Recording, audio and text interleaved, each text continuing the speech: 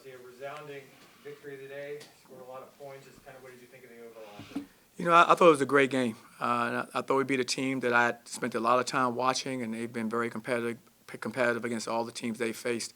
So our guys had a certain focus about them today, and I saw it in shoot around. I saw it yesterday in practice, and it was great to see it carry over into the game. Does a game like this provide an opportunity for some other guys to kind of get lit up? Like Brandon, for example, came out, hit three threes off the bat. Is that something you think you can build on? No, absolutely. Anytime you see the ball go in as a scorer, a shooter, it's always a good thing.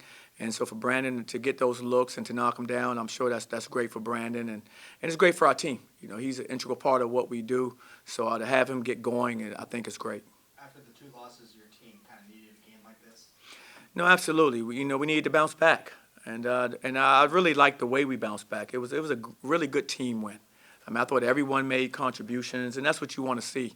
And so everyone stepped up. I think the assist number was terrific. We're always preaching how many assists we want to get a game, and to have over 20 assists in a basketball game in college, it's a big deal. So our guys really shared the basketball and made each other better.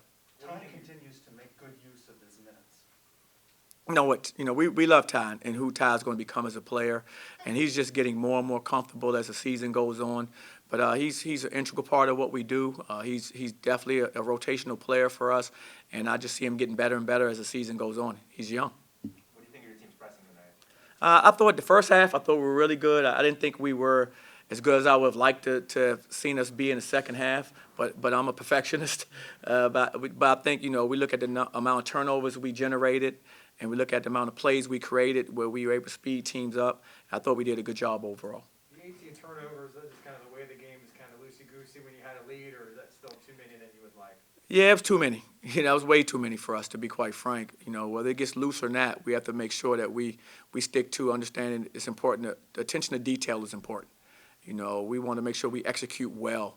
And so we'll show a lot of those turnovers, of course, the next time we get together, and we'll look to get better from this experience. But we can't have 18 turnovers in any type of game. What did you see the team improve upon since the Auburn loss? You know what? I think we really improved offensively. I think we had a couple scoring droughts, both Auburn as well as Oklahoma. We had a couple scoring droughts. I thought today we really didn't have those. When the ball moved, I think the ball had more energy and found guys, and so we weren't forcing shots or pressing to try to generate offense.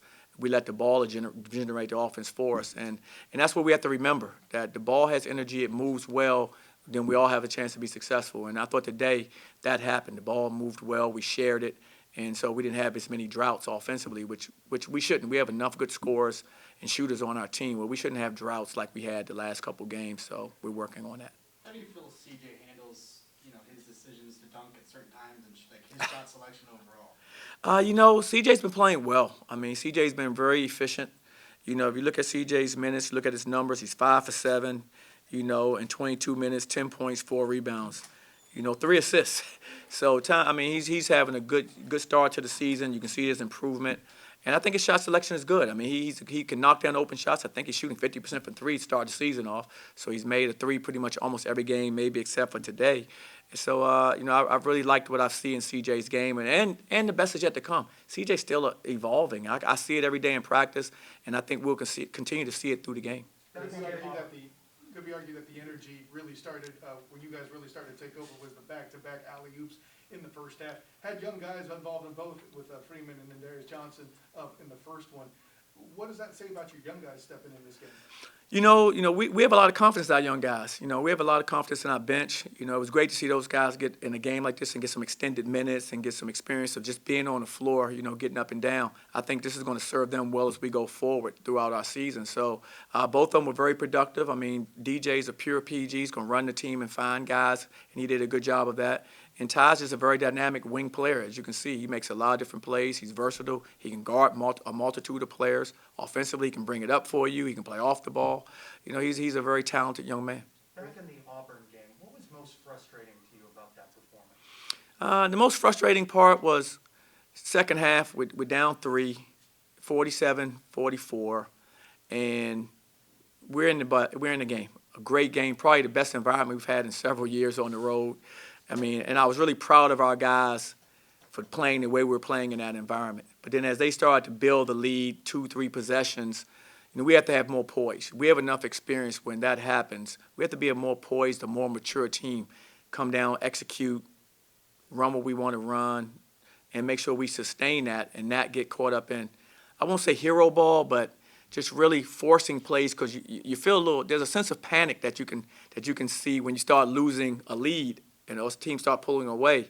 And I think our guys meant well, but it just sped us up and made us take some more ill-advised shots and rushed into turnovers, and they fed off of that, and they were able to build the lead even more. So it just, I would say our maturity, and understanding that when you're down by 9, 11, it's not a huge lead, and so it's not 25. So you got to stay with the game plan, play with poise, and then you chip away at it. And I was disappointed we couldn't do that in that game. Can you learn more from that loss than today's win? Absolutely. Absolutely. I think we learned a lot from that loss. We were able to have some great film sessions and talk about a lot of things that happened. I think that helped contribute to why today's game ended up working out the way it did, because it isn't your opponent. That's, we don't look at our opponent. To us, every opponent is the number one team in the nation. That's how we approach it. So we want to come out with the same level of energy and effort no matter who we play. And I thought tonight we displayed that. The guys came out with the kind of focus and effort and energy that we expect. Auburn has such a strong home record the past years. How much does that atmosphere really aid them? It seemed evident on the broadcast that we were watching. They put students everywhere. It seemed like they were all over the place. They're everywhere. They're around the entire lower bowl. I mean, so it's, and they're on top of you.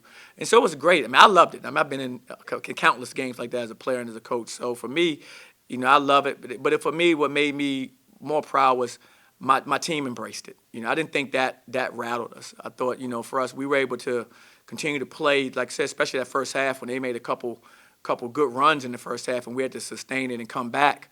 Our guys were able to do that. And so with that crowd on top of you, with that environment, we were able to still, hey, this is who we are, this is what we're going to do, and we were able to chip away at the lead and come back. So second half, just as it started to build and the clock is going down, I thought our guys got a little sped up and tried to do it. Each guy tried to do it a little bit on their own. And that's not who we are. We have to do it by our collective. And I think, like I said, that's why I'm happy to see 21 assists tonight, because that's us, playing together, connecting plays, things that we have to do to be successful. What kind of matchups did you have with Reggie Theus when you were a player? When I was a point guard and Reggie's off the ball guy, so we really didn't cross paths, but he was a great player. I will say that. I mean, when he was with the Bulls, he was a terrific player, great competitor. And he's carrying over, and he's a terrific coach. I mean, I think he's done a great job with his team. He's building something there at Bethune-Cookman, and I know he's going to be successful because he's been successful at pretty much everything he's ever done. What was a scary moment in the second half? Collins Joseph went down. Did you talk to him, how he is? No, absolutely. I wanted to make sure the young man was okay, and we've all been in that situation as players. Of course, I've taken falls like that, and we all have, where your head hits the floor, whether it's the outdoor court or the indoor wood floor. We don't have equipment on, so when you take falls like that, anything can happen. So I was just happy to see the young man get back up and get to the bench, and I thought our crowd was great. Everyone realized how sensitive a moment that was. I thought our crowd was, just like they always are, just with class, and I think Bethune-Cookman definitely appreciated that as well. Circling back to Ty, what do you like about his game so much? And he continues to develop. Could you see him in the starting lineup? You know what? Eventually, I can see Ty starting on any team. Ty has that type of talent. It's just a process for him that he's going through. But he's capable. I don't like to look at our team and say these guys are the starters, because we started some of the. We've changed our lineup a few times this year already, and we're probably going to change it some more as the season goes on. So I don't want our players to ever get locked in, well, I'm starting and I'm off the bench. I want our guys to all have healthy egos that they all are capable starters, because they all play pretty much, close to starter minutes. So in the future, or in the near future, would he be possible a starter? He could be, but it just depends on the game, the situation that we're in.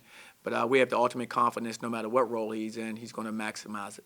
6 days until NCAA, I guess this is finals week, so what's important between now and Saturday to improve? And do you know much, I know it's still early, but do you know much about North Carolina A&T? No, I don't know too much about them. I just know that they're going to play hard. They're going to be a team that's going to be very competitive, and I know they're going to be well coached like every team in the country is. So we got to make sure we prepare for that. But right now it's about finals, and with me it's always a priority. Academics becomes the priority. I want to make sure our guys get everything that they need from the standpoint of locking in on their classes, finishing up any schoolwork they have, preparing for their finals, and doing the best job that they can do. And then we move on from there. I always tell them here it's, God, family, academics, athletics, social. We work off of those 5 fingers. And so the priority is to maximize your education, and I like to see our guys get after it and do that. How much did you like that effort from Anders in the final couple minutes? From Ryan Anders, that effort at the end? Oh no, absolutely. Ryan, there's no surprise. Ryan's he's gonna give you max effort. He's been with me, as long as anyone here in the program, to be quite frank. So I love who he is as a young man. I'm glad he had the opportunity to get out there, and of course I knew he was going to contribute. He contributes every day in practice. He works extremely hard. He makes our guys better.